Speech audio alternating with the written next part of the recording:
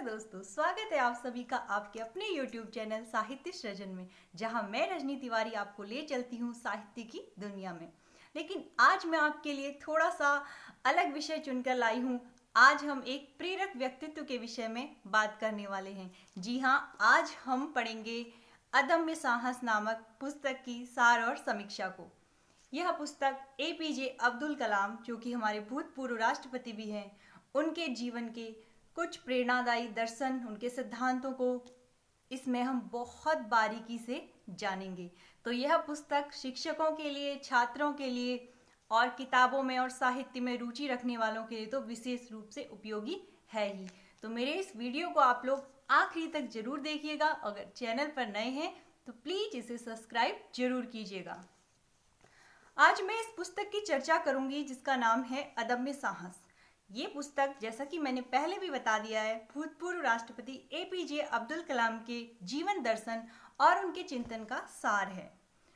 यह पुस्तक कलाम जी के जीवन के विभिन्न आयामों, एक चिंतक के रूप में, एक वैज्ञानिक के रूप में, एक शिक्षक के रूप में और राष्ट्रपति के रूप में उनके व्यक्तित्व का इसमें हमें दर्शन होता है। पुस्तक में बहुत सारे अलग अलग भाग हैं, जैसे कि मैं आपको पढ़ के बता देती हूँ। इसमें सबसे पहले तो इसके जो भाग हैं, प्रेरक व्यक्तित्व, यानी वह व्यक्तित्व जिनसे APJ अब्दुल कलाम भी प्रभावित हुए थे। अक्सर हम अपने जीवन में बहुत से लोगों से प्रभावित होते हैं, लेकिन कह नहीं पाते हैं कि तुम्हारे प्रभाव में आकर हमारे अंदर यह बदलाव हुए, या मेरा यह अचीवमेंट तुम्हारे व्यक्तित्व के कारण ही हो पाया था, तुमसे मैंने ये चीज़ सीखा। प्रायः यह कहने में हमें बड़ा संकोच होता है, लेकिन मेरे हिसाब से सबको इतना बेहतर मौका नहीं मिलता है कि वो एक किताब लिख के किसी की प्रशंसा करे। इसीलिए जब भी मौका मिलता है जिससे आप कुछ भी सीखते हैं, उसे ज़रूर बताइए कि आपके अंदर यह अच्छाई है और जिसे मैंने आपसे सीखा है। तो पहला इसमें जो टॉपिक है वो है प्रेरक व्यक्तित्व। दूसरा है मेरे शिक्षक, जिसमें इन्होंने अपने शिक्षकों के बारे में बात की है। तीसरा है शिक्षा का उद्देश्य, जो कि बहुत महत्वपूर्ण है। सृजनशीलता और नवीनता। चौथा कला और साहित्य। शाश्वत जीवन मूल्य, विज्ञान और अध्यात्म। भावी नागरिक, सशक्त नारी, ज्ञान संपन्न समाज की ओर विकसित भारत का निर्माण, प्रबुद्ध नागरिकता, रचनात्मक नेतृत्व और अंतिम इसमें जो इनका टॉपिक है वह है अदम्य साहस। और वही अदम्य साहस पुस्तक का टाइटल भी बना है।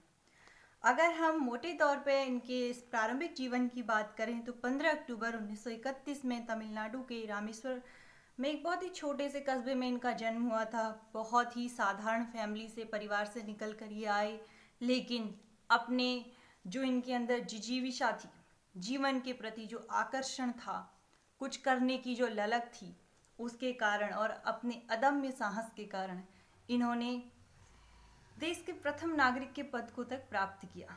और बाकी इनके वैज्ञानिक उपलब्धियों के विषय में तो आप सभी लोग जानते ही हैं। तो सबसे पहले इनकी जो पुस्तक है, इसमें इन्होंने अपनी माँ का जिक्र किया है। माँ होती ही इतनी अनमोल है कि उसके जिक्र को किए बिना हम अपने जीवन की कल्पना नहीं कर सकते हैं। इसमें उन्होंने टाइटल दिया हुआ है उनके लिए, मेरी ममतामयी माँ, जिसमें इन्होंने अपने बचपन की एक छोटी सी स्टोरी को बताया है। द्वितीय विश्व युद्ध के दौरान हमारा परिवार कठिनाइयों के बीच से गुजर रहा था। मैं उस समय 10 साल का था और युद्ध रामेश्वरम में हमारे दरवाजे तक प्रायः पहुंच चुका था। सभी वस्तुओं की किल्लत हो गई थी। हमारा परिवार एक विशाल संयुक्त परिवार था। इन कुछ पंक्तियों के माध्यम से ही हम उनके पारिवारिक स्तर और आर्थिक स्तर का अनुभव लगा सकते हैं। इस विशाल कुनबे को मेरी दादी और माँ मिलकर संभालती थी। घर में कभी भी 3-3 पालनों पर बच्चे झूलते रहते थे। खुशी और गम का आना जाना लगा रहता था। मैं अपने शिक्षक श्री स्वामियर के पास गणित पढ़ने जाने के लिए प्रायः 4 बजे जग जाता था। वे एक अद्वितीय गणित शिक्षक थे। वे निःशुल्क ट्यूशन पढ़ाते थे और एक साल में 5 ही बच्चों को पढ़ाते थे। अपने सभी छात्रों पर उन्होंने एक कठोर शर्त लगा रखी थी। शर्त यह है कि सभी छात्र स्नान करके सुबह 5 बजे उनकी कक्षा में उपस्थित हो जाएं। मेरी माँ मुझसे पहले जग जाती थी वह मुझे नहलाती और ट्यूशन के लिए तैयार करती। मैं 5:30 बजे घर से वापस लौटता। उसी समय नमाज अदा करने और अरबी स्कूल में कुरान शरीफ सीखने के लिए मुझे ले जाने को पिताजी मेरी प्रतीक्षा कर रहे होते। उसके बाद मैं अपने घर से 3 किलोमीटर की दूरी पर स्थित रामेश्वरम रोड रेलवे स्टेशन पैदल जाता। वहां से होकर गुजरने वाली धनुषकोडी मेले से समाचार पत्र का बंडल लेता और तेजी से शहर की ओर लौटता। शहर में सबसे पहले मैं ही लोगों तक समाचार पत्र पहुंचाता था। इतनी कम आयु में इतना संघर्ष, लेकिन एक अदम्य साहस था जिन्होंने उनके हौसलों को कभी तोड़ा नहीं, उन्हें रुकने नहीं दिया, उन्हें निरंतर उड़ते रहने की प्रेरणा दी। यह जिम्मेदारी निभाने के बाद मैं 8 बजे तक घर वापस आ जाता। उस समय मेरी माँ मुझे सामान्य नाश्ता देती, जो मेरे अन्य भाई बहनों को दिए जाने वाले नाश्ते की तुलना में कुछ विशेष होता, क्योंकि मैं पढ़ाई और कमाई एक साथ करता था। स्कूल की छुट्टी के बाद शाम को मैं फिर ग्राहकों से बकाया राशि की वसूली के लिए निकल पड़ता। उन दिनों की एक घटना मुझे अभी भी याद है। हम सभी भाई बहन साथ बैठकर खा रहे थे और माँ मुझे रोटी देती जा रही थी। क्योंकि हम भात खाने वाले लोग हैं, इसलिए चावल तो खुले बाजार में उपलब्ध था, किंतु गेहूं पर राशनिंग थी। जब मैं खाना खा चुका तो मेरे बड़े भाई ने मुझे एकांत में बुलाकर डांटा, कलाम, जानते हो क्या हुआ?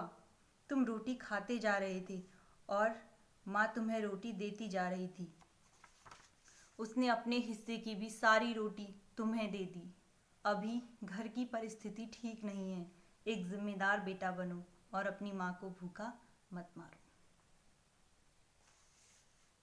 कलाम को इतना फील हुआ। उसके बाद उन्होंने लिखा है, उस दिन पहली बार मुझे सिहरन की अनुभूति हुई। मैं अपने आप को रोक नहीं सका। दौड़कर अपनी माँ के पास गया और भावावेश में उससे लिपट गया। माता का स्वभाव ही ऐसा होता है, बच्चों के सुख के लिए वो कई बार अपने अरमानों की कुर्बानी भी दे देती है। बहुत ही हंसते हंसते मैं अब भी पूनम की रात में अपनी माँ को याद करता हूँ। उस स्मृति की छवियाँ मेरी पुस्तक अग्नि की उड़ान में संग्रहित माँ की कविता में उभरी हैं, जिसमें उन्होंने कविता के माध्यम से अपनी माँ को श्रद्धांजलि दी है। इसके बाद इसी पुस्तक में एक और पृष्ठ आता है जिसमें मेरे प्रथम शिक्षक का उल्लेख है। इसमें उन्होंने कहा है कि 7 साल के लिए कोई बच्चा मेरी निगरानी में रह जाए, फिर भगवान हो या शैतान, कोई भी उसे बदल नहीं सकता। यहीं पर उन्होंने लिखा है कि उनके एक शिक्षक थे जिनका नाम था शिव सुब्रमण्यम अय्यर। इनका बहुत प्रभाव इनके जीवन पे पड़ा।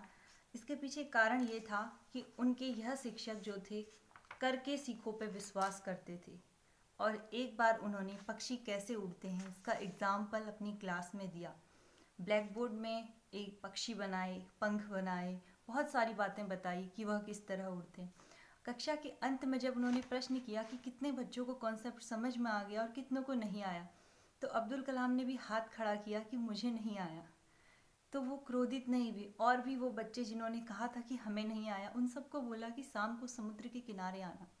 और जब शाम को वे सभी लोग समुद्र के किनारे पहुंचे तो उनके शिक्षक ने वहाँ पे उड़ते हुए पक्षियों को उन्हें दिखाया और फिर उन्हीं चीज़ों को बताई। कहीं न कहीं उन पक्षियों की उड़ान से प्रभावित होकर ही APJ Abdul Kalam missile man तक पहुँचे और बड़ी बड़ी मिसाइल बनाने, उड़ाने तक की क्षमता उन्होंने खुद के अंदर विकसित की। यानी ये जो इनके शिक्षक थे, इनसे ये अपने जीवन में काफ़ी प्रभावित रहे। ऐसे ही इन्होंने अपने द्वितीय शिक्षक का भी जिक्र, अपने सारे शिक्षकों का जिक्र जिन्होंने इनके जीवन को बदलने में महत्वपूर्ण दिशा का कार्य किया था, उन सब के बारे में इन्होंने लिखा है। इसके अलावा इन्होंने शिक्षा के बारे में जो अपने विचार दिए हैं, शिक्षा का उद्देश्य एक पूरा का पूरा इन्होंने अपना तैयार करके दिया है कि शिक्षा का उद्देश्य क्या होना चाहिए। बच्चों की मुस्कुराहट बनी रहे, इस पर इन्होंने विशेष ध्यान दिया है। उनका यह मानना यह था कि प्राइमरी स्कूल के स्तर पर किताबी पढ़ाई के बोझ को कम करके शिक्षा प्रणाली में सृजनशीलता को प्रोत्साहन किया जाना चाहिए। सेकेंडरी स्कूल के स्तर पर बच्चों की सृजनशीलता और इन सब पे ध्यान देना चाहिए।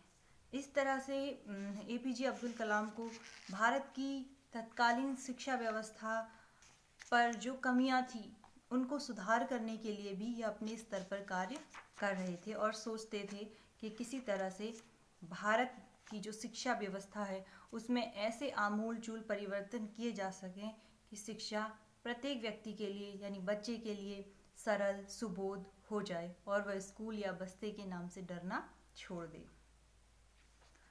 इन्होंने 21वीं सदी में शिक्षा का एक मॉडल दिया था जिसमें इन्होंने कहा था होना चाहिए अनुसंधान और जिज्ञासा, सृजनशीलता और नवीनता, उच्च स्तरीय प्रौद्योगिकी के उपयोग, यानी आईसीटी का जो कॉन्सेप्ट था उस पर इन्होंने काफ़ी जोर दिया था। उद्यमशीलता और नैतिक नेतृत्व, इन सब के विषय में इन्होंने अपने जो शिक्षा के उद्देश्य थे उन पर चर्चा की थी।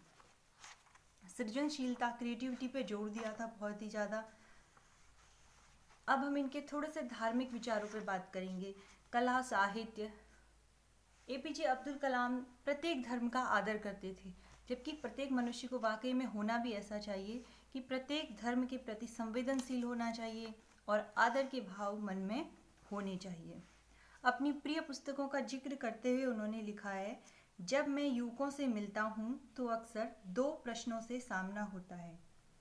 आपकी प्रिय पुस्तक कौन सी है?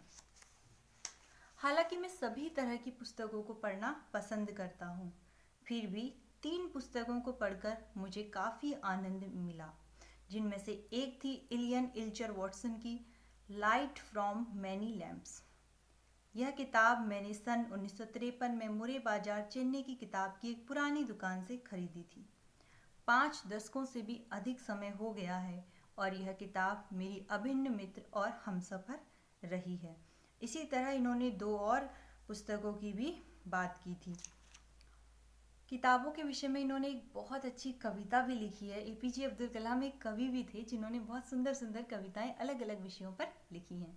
इनकी एक कविता है किताबों के विषय में, आधी सदी से अधिक का वक्त मैंने बिताया किताबों के संग, किताब मेरी दोस्त मेरी हमसफर, किताबों के सहारे मैंने देखे सपने, सपने बन गए मकसद, किताबों के सहारे बड़ा हौसला मकसद पूरा करने का, असफलता के वक्त किताबों ने बढ़ाई मेरी हिम्मत, किताब मेरी दोस्त मेरी हमसफर, अच्छी किताबें देवदूत बन मेरे लिए पैगाम लाई, मेरे दिल को हौले से सहलाया, इसलिए मैं अपने युवा साथियों से कहता हूँ, किताबों से दोस्ती करो, किताबों से दोस्ती करो।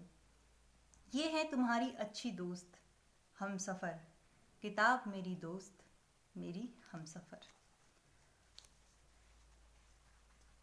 इस तरह इन्होंने बहुत सुंदर सुंदर कविताएं बहुत समय पर लिखी थी। अपने प्रिय लोगों से जब ये मिलते थे या उनसे विछोह होता था उस समय भी ये कुछ कविताएं प्रायः लिखा करते थे।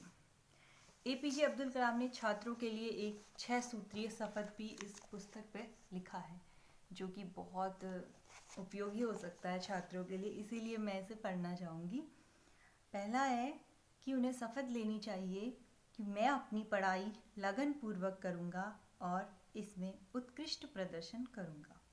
दूसरा शपथ है, मैं कम से कम 5 पौधे लगाऊंगा और उनके विकास के लिए देख रेख करता रहूँगा।